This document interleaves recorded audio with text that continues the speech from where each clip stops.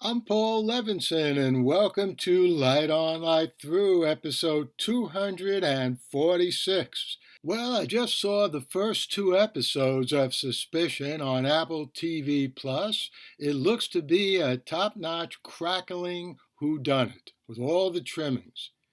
Here's the crime.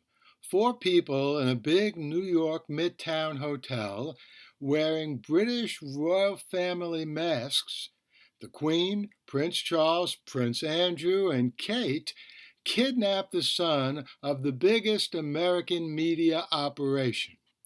Let me point out here that for some reason the promotion for the show talks about five suspects, not four. Wikipedia, for example, says, quote, five people, three men and two women, have their lives turned upside down after being identified by London police as suspects in the kidnapping, unquote. And the picture associated with this series and the picture I'm using for these podcast reviews, well, that picture shows five people too. I have no idea why. Maybe that's part of the mystery? Anyway, the FBI and their British counterparts soon do discover four Brits living not too far from one another in London were in New York the very night of the kidnapping, in the very hotel where the kidnapping occurred. Three protest their innocence, and they are convincing, at least to me, under intense questioning. The fourth, Sean, is apparently not only one of the kidnappers, but definitely a stone-cold murderer, blowing up his girlfriend on a boat offshore in his smooth and so far successful attempt to elude capture. So the question is, who among the other three are also guilty? All three of them? Well, that would be an Agatha Christie move, but I'd say it's unlikely for this series. I will say, though, that it's equally unlikely, though not impossible, that none of these three donned a royal mask and helped kidnap the poor kid in New York. So the question is, which one or two? And the narrative is doing a fine job, at least in these two episodes, in not giving us a clue. The acting, by the way, is good too. Among the actors I know, Uma Thurman plays the kidnapped victim's mother, but so far we've barely seen her on the screen. Noah Emmerich plays the American FBI agent. First time I've seen him since he did such a great job, pretty much in the same role on The Americans. And he's off to an excellent start here in Suspicion. The London scene works well too. All we've really seen of New York after two episodes is the hotel. But there's a lot more to come, and I'll be on top of this series, adapted from the Israeli False Flag series, which I haven't seen. My review of Suspicion 1.3 on Apple TV Plus. Every time I see that title, I think of Terry Stafford's great song, I think from the early 1960s. Suspicion, what torture me?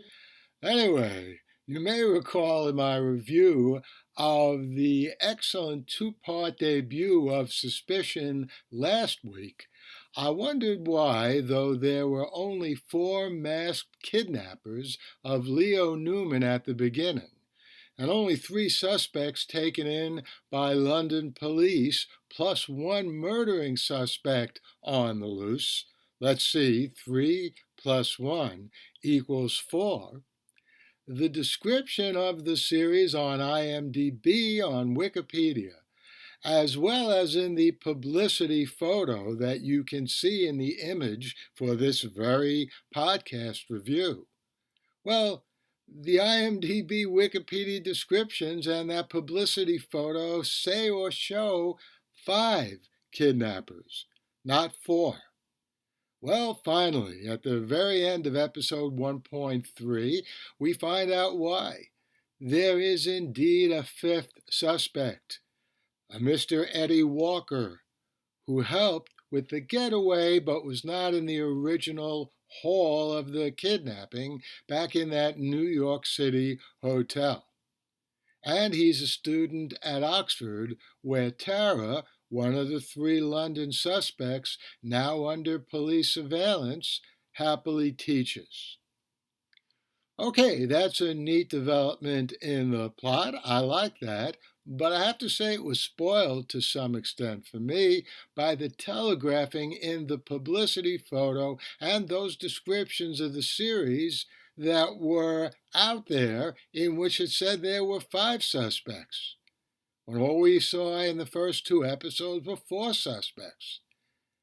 Now, this is not the fault of the creators of the series. It is the fault of the publicity people who were really out to lunch on this one.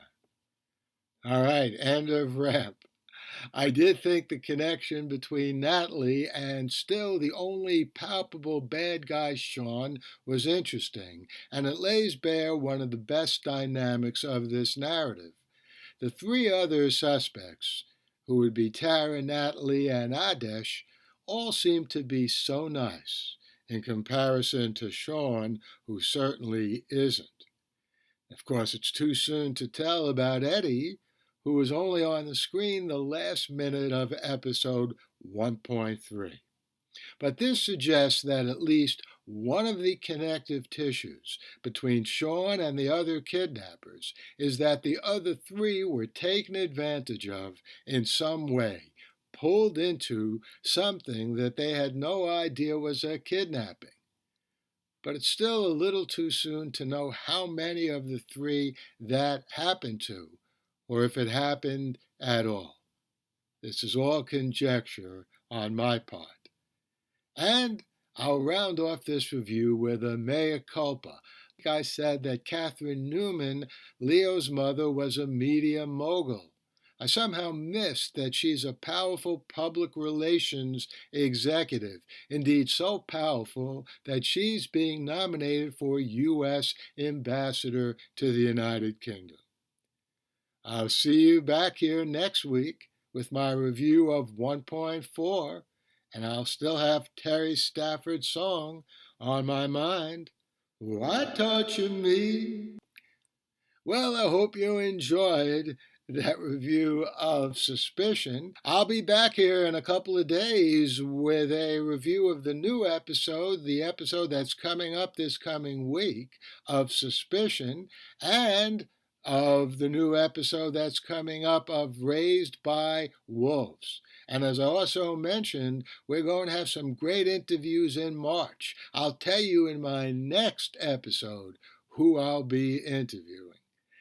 In the meantime, stay safe, stay sound, and enjoy. The Light on Light Through podcast.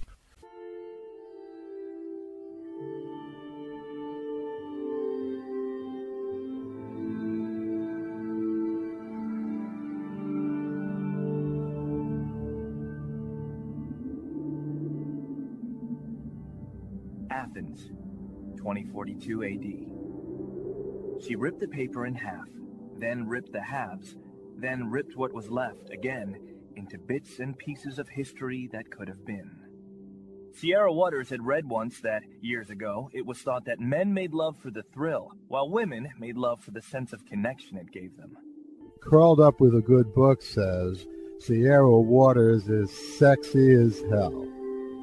You can find out more about The Plot to Save Socrates by Paul Levinson at theplottoSaveSocrates.com.